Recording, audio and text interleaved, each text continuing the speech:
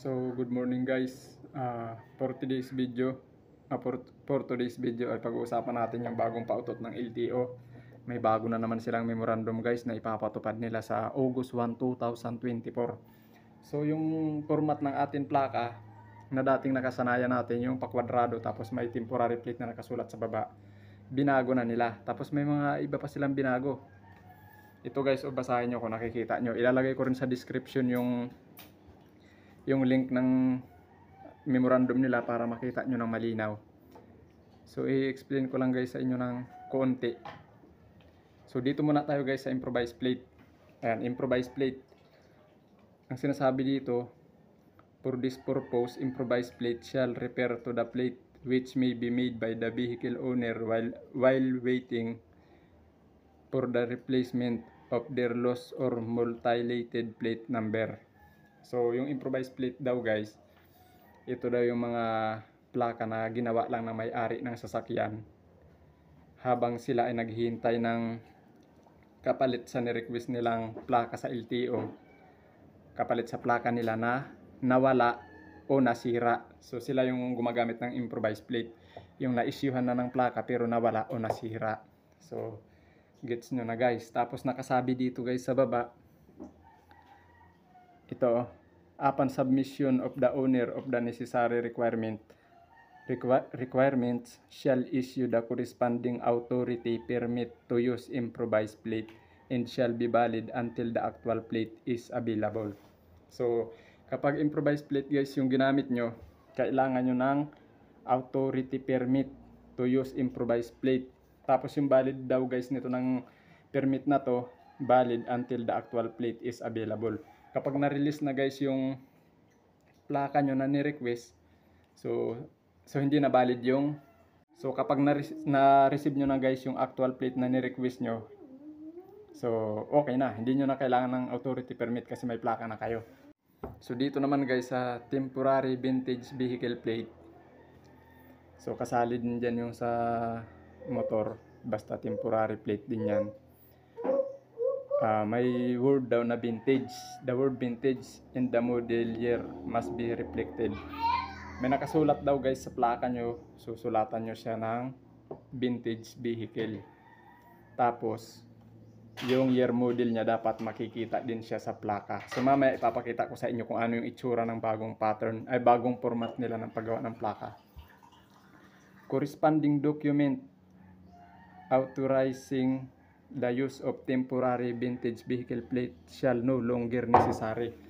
So dito guys sa paggawa ng mga temporary plate, including sa mga vintage vehicle, so hindi na natin kailangan ng mga document, mga katulad ng sa improvised plate.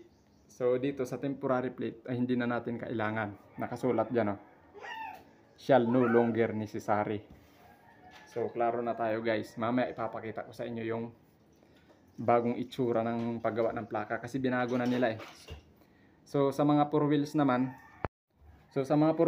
guys, ito, temporary plate for the new four wheels motor vehicle.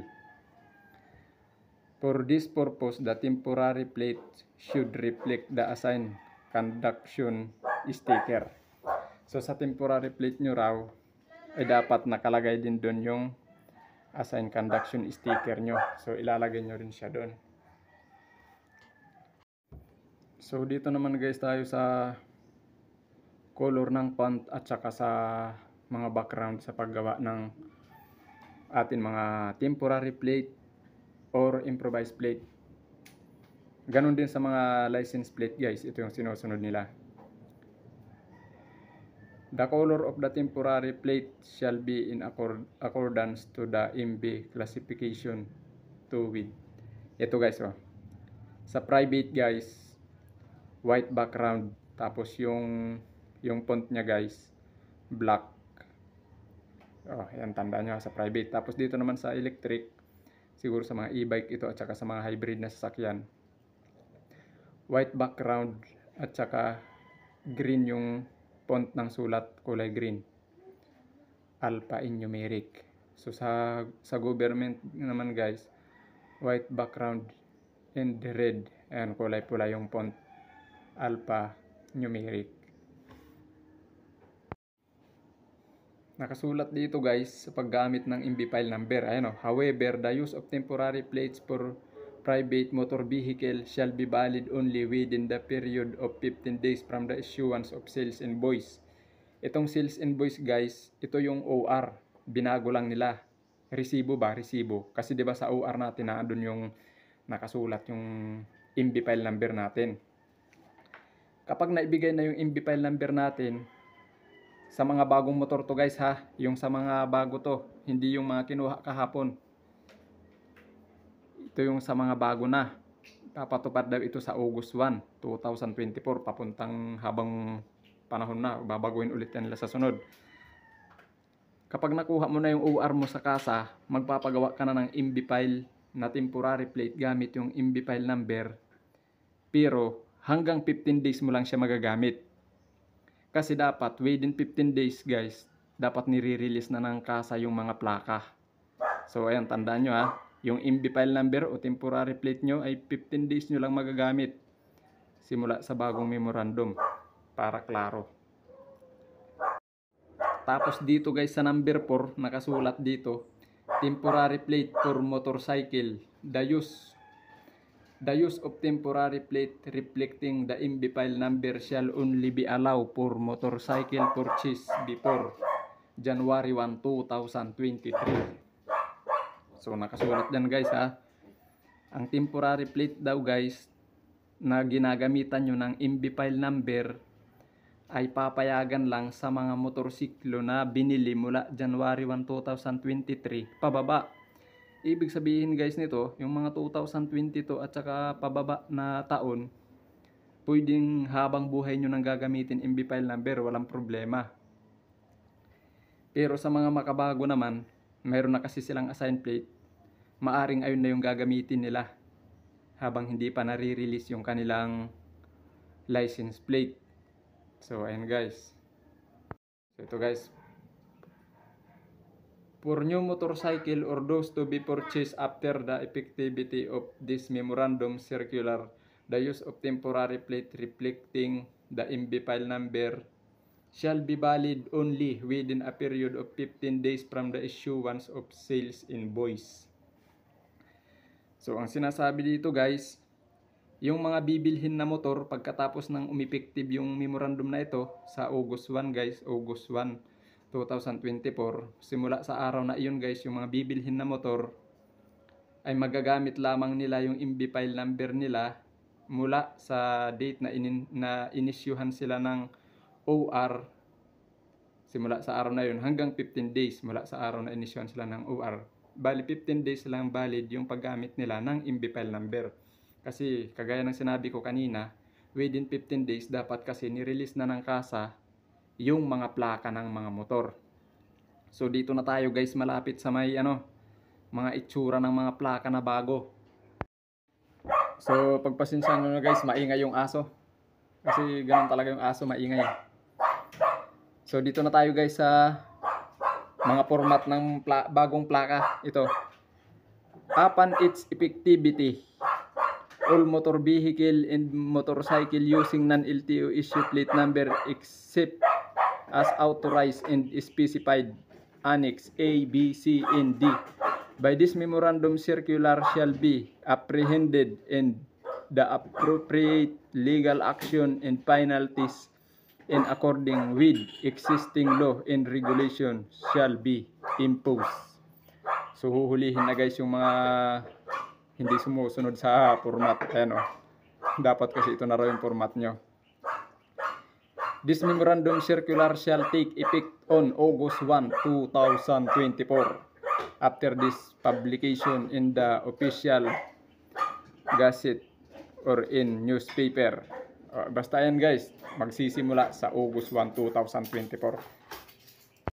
Lumako na tayo guys sa mga itsura ng mga pautot na bagong plaka. So ito na guys, ito pang sasakyan to guys sa mga 4 wheels. Tingnan nyo naman yung mga pormahan guys. I-explain ko guys sa inyo yung lapad. Kaso medyo malabo eh. Ayan Hanapin nyo lang guys kasi nasa description naman. Ito yung tinutukoy na annex kanina Ayan Annex A. Sa ano yan? Sa 4 wheels.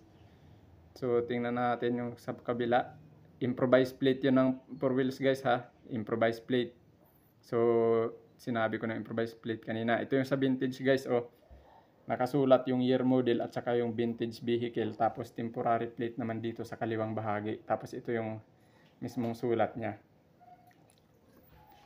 So, ayan, temporary plate ng vintage guys. Tapos dito naman sa baba, sa 4 wheels din yun guys ha.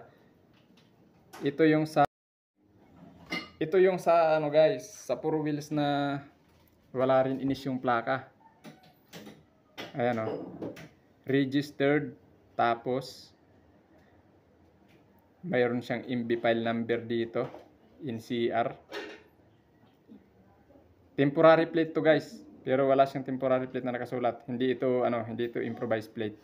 Yan yung temporary plate ng mga 4 wheels. So dito na tayo sa motor. Ayun na, ito na. Ito na yung motor. Guys, iba na yung temporary plate natin. Tingnan nyo. Andito na yung MB file number. Tapos ito na yung region 1, kung saan region ka nasasakop. Tapos dito yung dealer name. 'Di ba yung sa latest natin na ginagamit, may temporary plate siyang nakasulat dito. So ngayon wala na. Parang yung dati rin natin na ginagamit kaso kwadrado na siya. So ayan na guys yung susundin nyo simula August 1. So ganito naman guys yung itsura ng improvised plate din ng motor. So kasukat siya sa motor natin na plaka. Tapos nakasulat din yung number nyo talaga na nakuha sa OR. Yung talagang number nyo talaga, plate number. Tapos sa baba niya may nakasulat na improvised plate. So hanggang dyan lang guys yung vlog natin. Kung may karagdagan kayong kaalaman, paki-comment na lang. Tsaka kung may pagkakamali guys, correct nyo na lang po. Maraming salamat sa panonood. Thank you very much.